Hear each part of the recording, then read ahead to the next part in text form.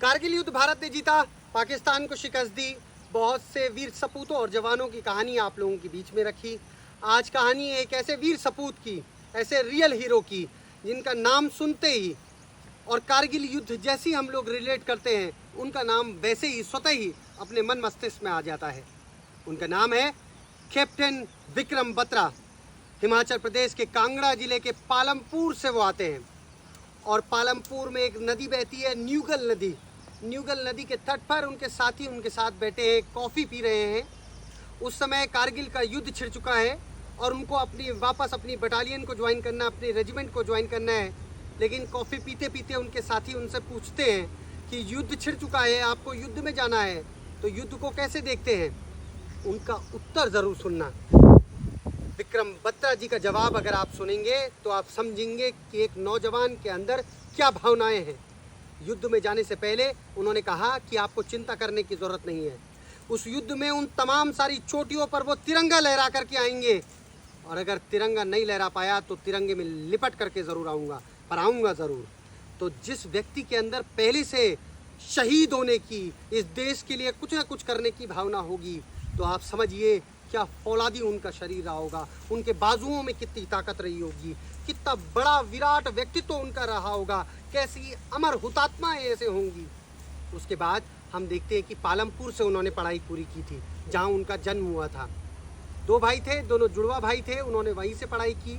बड़े भाई का नाम विक्रम बत्रा, छोटे भाई का नाम विशाल बत्रा।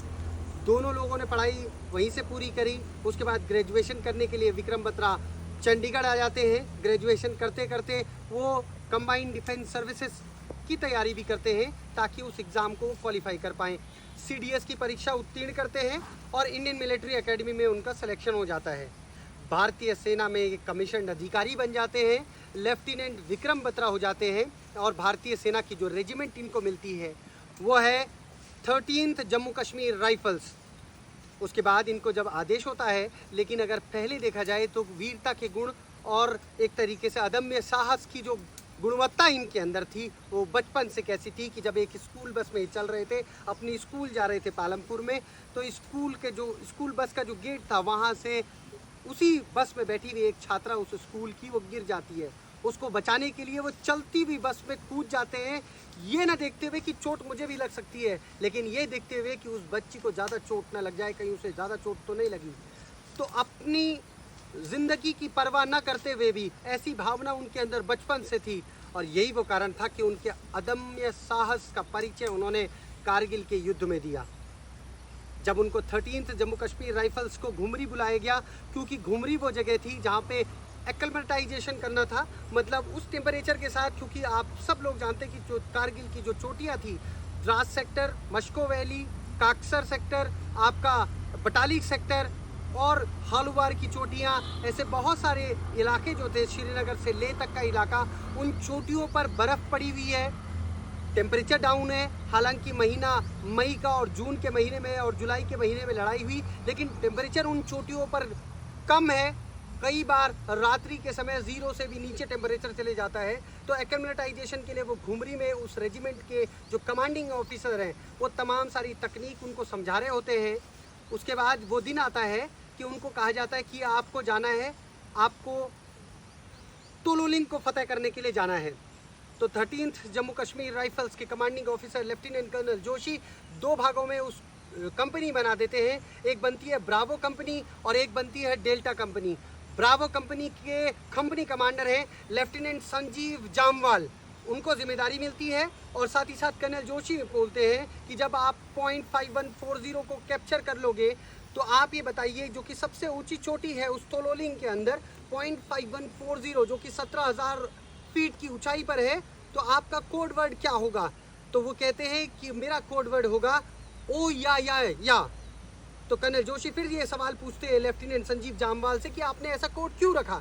तो संजीव जामवाल कहते हैं कि मैंने अपना कोड इसलिए रखा है क्योंकि जब मैं एनडीए में था तो उस समय मैं अपनी जब प्रैक्टिसेस करते थे तो हमारा ये कोड अक्सर रहा करता था। उसके बाद फिर वो पूछते हैं, लेफ्टिनेंट विक्रम बत्रा से सवाल पूछते हैं colonel Joshi. Lieutenant colonel Joshi पूछते हैं कि आपका क्या कोड रहेगा जब आप दोनों लोग ऊपर पहुंच करके उन दुश्मनों को, जो कि 6th नॉर्दर्न लाइट इन्फेंट्री के पाकिस्तान के वो तमाम सारे आतंकवादी सिपाही जो लोग वहाँ पर बैठे हुए हैं उनको खदेड़ भगाएंगे, तो आपका क्या कोड होगा? तो वो कहते हैं कि रेडियो सेट पर जब मैं कहूँगा तो मेरा कोड होगा ये दिल मांगे मोर। और आप समझिए कि आप लोग बैटल फील्ड में हैं, युद्ध के मैदान में हैं, तब भी आप इस बात को कह रहे हैं ये दिल मांगे मोर। कर्नल जोशी हंसते हैं, वो कहते हैं कि आप आज युद्ध के इस रणभूमि में हैं, तब भी आप इस बात को कह रहे हैं और आपने इस माहौल को खुशमिजाज बनाया है। और एक वर्सेटाइल नेचर था कैप्टन विक्रम बत्रा का। हालांकि उस समय जब वो तोलोलिंग पर जा रहे थे उस समय उनका जो रैंक थी वो लेफ्टिनेंट विक्रम बत्रा थी। तो उस समय वो सब लोग हंसने लग जाते हैं क्योंकि उनको पूछा गया। उसके बाद कर्नल जोशी कहते हैं कि आपने ऐसा क्यों कहा? उन्होंने कहा ये दिल मांगे मोर और हमारे अंदर इतना दृढ़ संकल्प है कि हम केवल एक ही चोटी नहीं बहुत सारी चोटियों पर फतेह हासिल करेंगे, तिरंगा फहरा करके रखेंगे और तमाम सारे आतंकवादियों को हम लोग खदेड़ भगाएंगे, उनको मौत के घाट उतारेंगे। ऐसा जो जज्बा दिलाने वाली शख्स अगर कोई था तो वो थे लेफ्टिनेंट विक्रम बत्रा उस दिन। उसके बाद क्या होता है कि आप सब लोगों ने देखा कि जब दोनों लोग ऊपर चढ़ते हैं 3:30 हो रहे हैं, सुबह के 3:30 पर एक आवाज़ आती है रेडियो सेट पर कर्नल जोशी जी के लिए। लेफ्टिनेंट कर्नल जोशी सुनते हैं 3:30 पर ओ या वो समझ जाते हैं कि लेफ्टिनेंट संजीव जामवाल ने एक तरीके से .5140 को एक तरीके से कैप्चर कर दिया है। थोड़ा उत्सुकता उनके अंदर है कि वहाँ दूसरी जो डेल्टा कंपनी है जिनके कमांडिंग ऑफिसर विक्रम बत्रा है, लेफ्टिनेंट विक्रम बत्रा, उनका जवाब कब सुनाई देगा रेडियो सेट पर।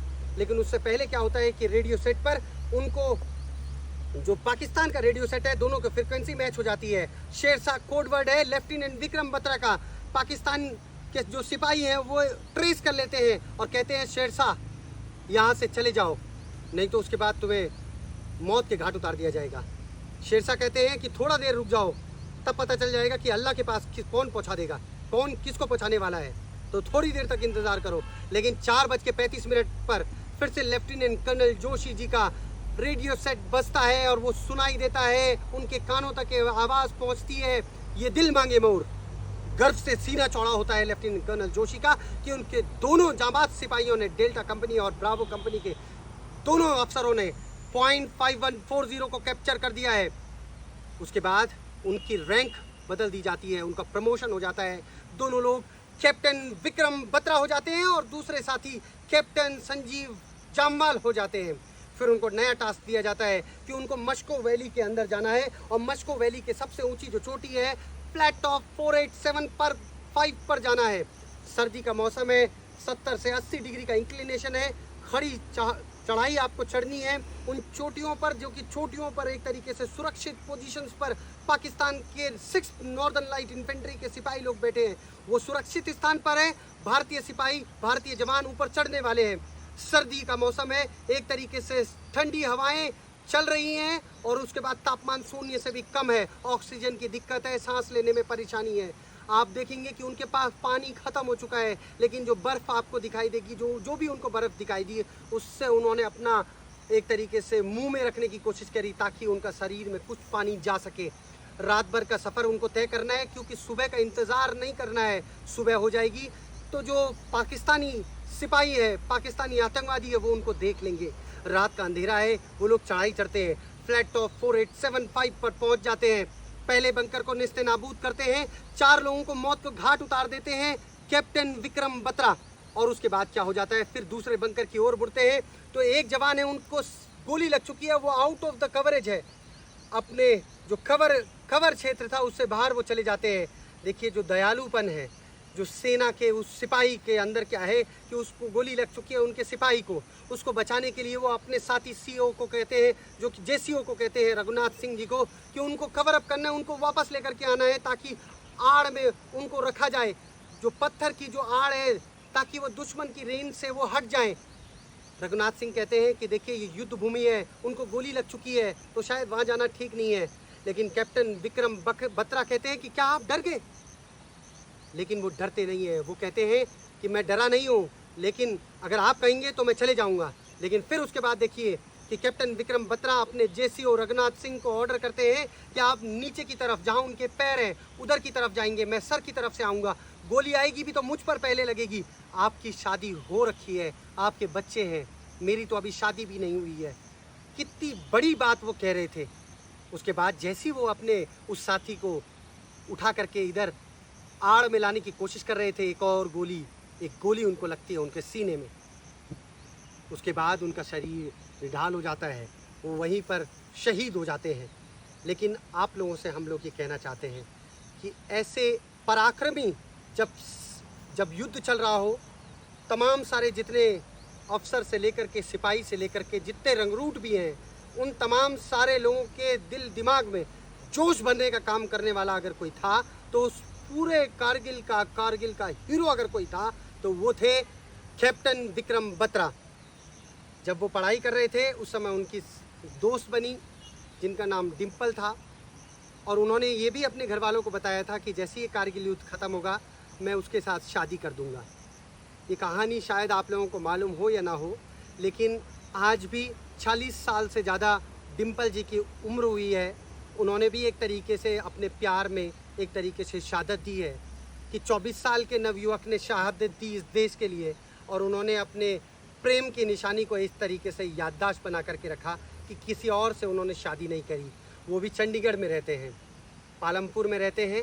और आज मैं आप सब लोगों से ये कहना चाहता हूँ कि अपने इस देश के लिए जो शहादत देते हैं उस पूरे इलाके का नाम पूरे देश दुनिया में छा जाता है। आज पालमपुर जैसे ही दिमाग में आता है, जो कि हिमाचल प्रदेश के कांगड़ा ज़िले के अंतर्गत जो स्थान है वो आता है, तो हम सब लोगों के मन मस्तिष्क में अगर किसी का नाम आता है तो वो आता है परमवीर चक्र विजेता कैप्टन विक्रम बत्रा का।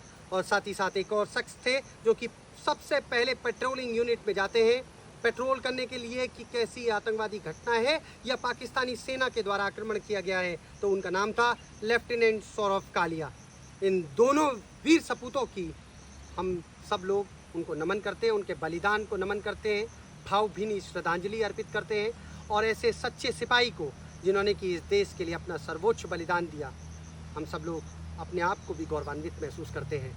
और बहुत बड़ी बात है कि एक 24 साल के नौजवान ने, एक 22 साल के नौजवान ने, एक 18 साल के नौजवान ने, 19 साल के नौजवान ने और ऐसी 30 साल के कम उम्र के नौजवानों ने कारगिल युद्ध में अपना सर्वोच्च बलिदान दिया। और तब जा कर के हम सब लोगों ने देखा कि कारगिल को किस तरीके से जीता भारतीय सेना ने। कैप्टन विक्रम बत्रा को नमन करते हुए वंदे मातरम, भारत माता की जय।